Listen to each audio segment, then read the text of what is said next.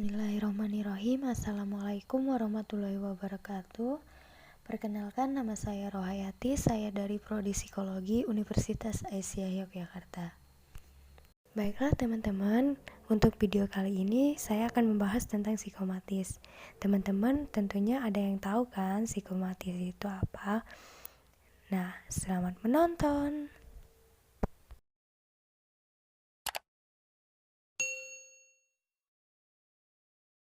Apa sih itu psikomatis? Psikomatis berasal dari dua kata, yaitu psycho yang artinya psikis dan somatis yang artinya tubuh.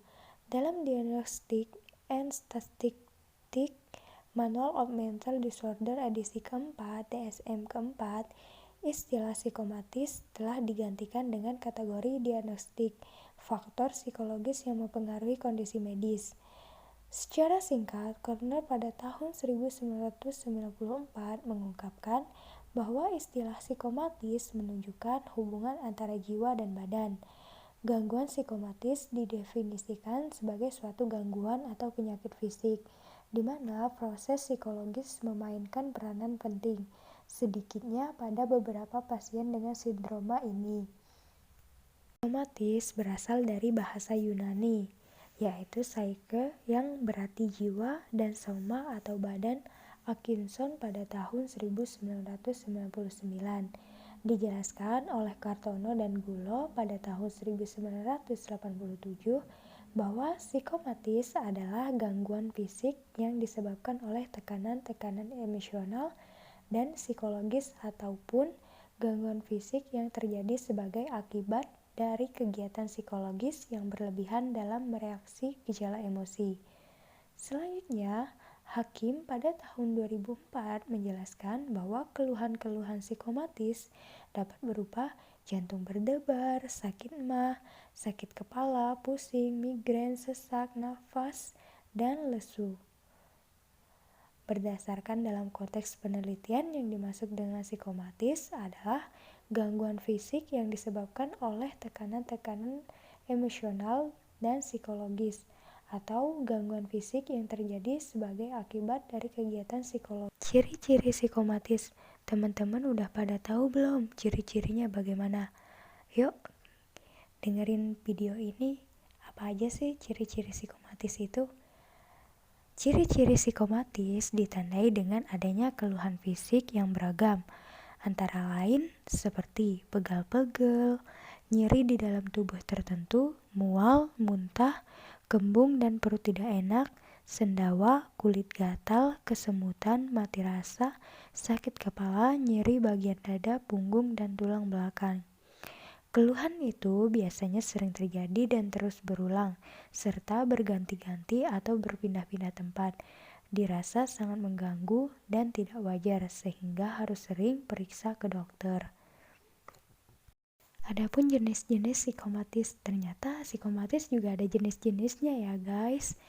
Nah, mari kita simak apa aja sih jenis-jenisnya. Jenis-jenisnya menurut Maramis pada tahun 2004 dan McQuaid dan Edman pada tahun 1991 adalah: pertama, psikomatis yang menyerang kulit. Gangguan psikomatis yang sering menyerang kulit adalah alergi. Sedangkan yang kedua, psikomatis yang menyerang otot dan tulang. Gangguan psikomatis yang sering menyerang otot dan tulang sudah rematik. Menyerang otot dan tulang adalah rematik, nyeri otot, dan nyeri sendi. Psikomatis pada saluran pernafasan. Gangguan psikomatis yang sering menyerang saluran pernapasan yaitu sindroma hiperventilatif dan asma. Keempat, psikomatis yang menyerang jantung dan pembuluh darah, yaitu gangguan psikomatis yang sering menyerang jantung dan pembuluh darah adalah darah tinggi, sakit kepala vaskular, sakit kepala vasovatic, dan migrain. 5. Psikomatis pada saluran pencernaan, yaitu seperti sindroma asam lambung dan muntah-muntah. Sedangkan yang keenam, psikomatis pada alat kemih atau kelamin, yaitu seperti nyeri di panggul, fikriditas, impotensi, ejakulasi dini dan mengompol. Nah, yang terakhir ya guys, nomor 7 itu psikomatis pada sistem endokrin.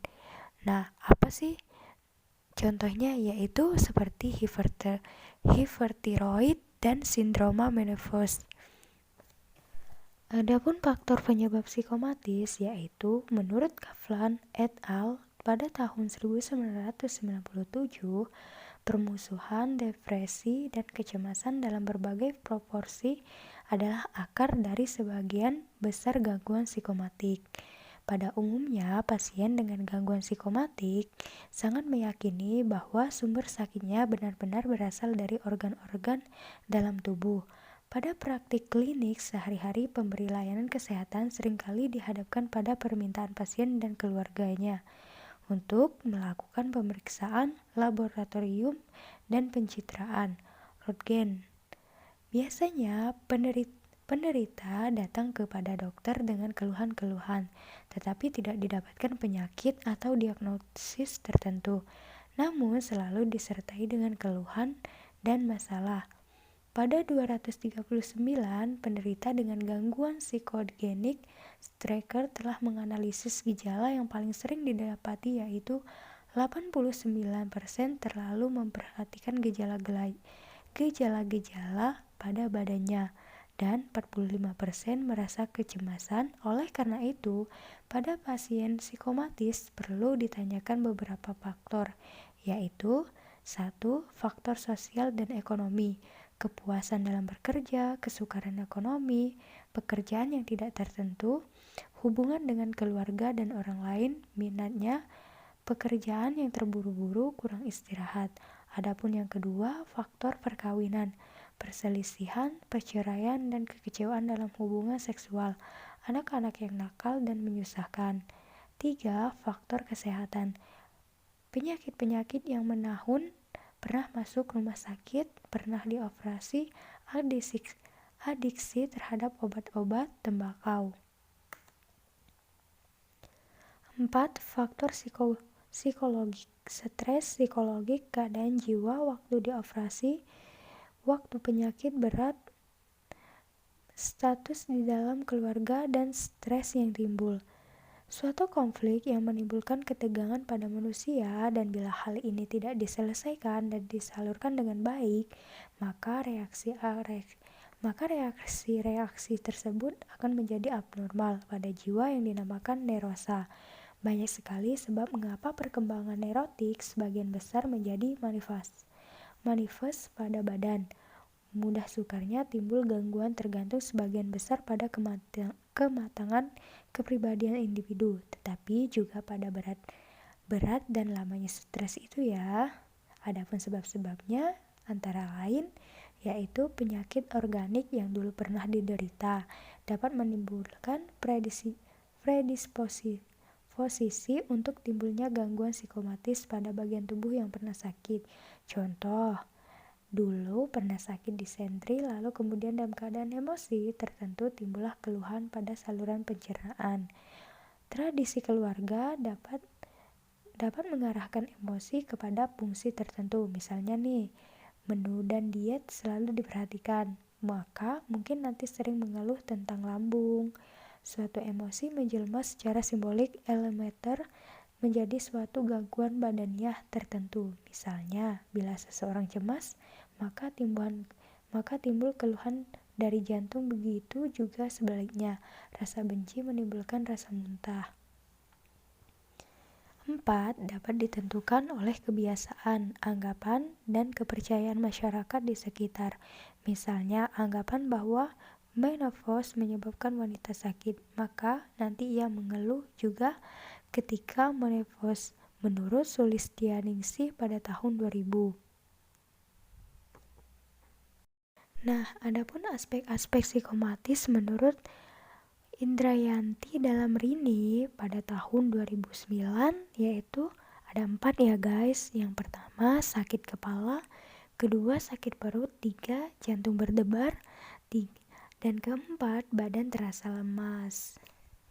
Oke teman-teman, setelah tadi kita membahas tentang segala hal tentang apa sih itu psikomatis, jenis-jenisnya dan sebagainya. Sekarang kita beralih ke cara mencegah psikomatis. Gimana sih cara mencegahnya? Yuk kita dengerin apa aja sih cara mencegah psikomatis.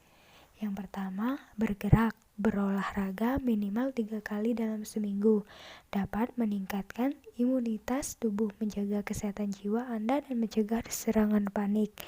Kedua, berpikir positif. Nah, berpikir positif juga penting loh. Ini dapat mengurangi rasa sakit bila Anda tengah menderita penyakit. Pikiran negatif justru menambah rasa sakit Anda menjadi 2 kali lipat. Layu loh. Jadi sekarang kita harus positive thinking ya. Nah, yang ketiga, tidur. Kurang tidur hanya akan membuat Anda rentan terhadap stres. Pastikan Anda makan malam 2 atau 3 jam sebelum Anda tidur malam, supaya makan dapat tercerna sempurna untuk mencegah penyakit pencernaan dan asam lambung. Keempat, diet tepat. Beberapa penelitian justru menyebutkan bila Anda sering diet tanpa bantuan ahli justru membuat imunitas tubuh berkurang. Hal ini berisiko loh menimbulkan penyakit kejiwaan seperti skizofrenia, depresi, cemas, dan serangan panik. Nah, yang kelima, asupan sehat. Nutrisi yang tepat dapat menjaga kesehatan mental Anda. Pastikan Anda mengkonsumsi makanan yang mengandung vitamin E dan B kompleks seperti kacang-kacangan, ikan sereal, buah, dan sayur. 4 sehat 5 sempurna ya guys, jangan lupa. Apalagi saat ini kan pandemi. Nah, yang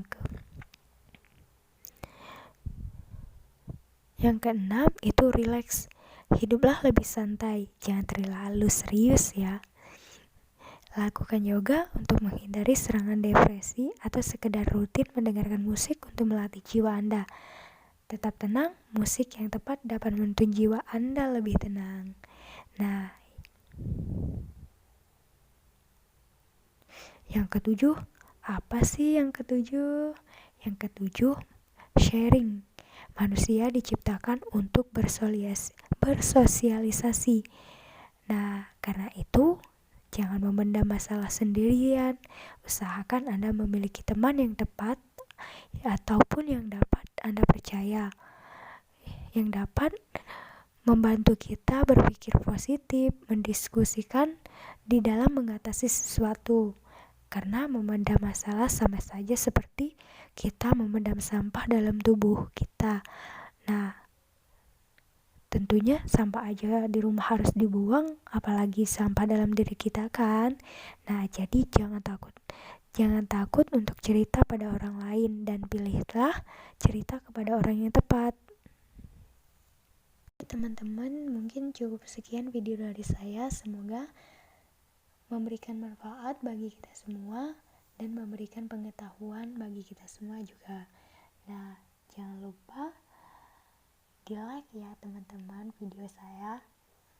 Nah, terima kasih sudah menonton. Salam sehat fisik, sehat jiwa.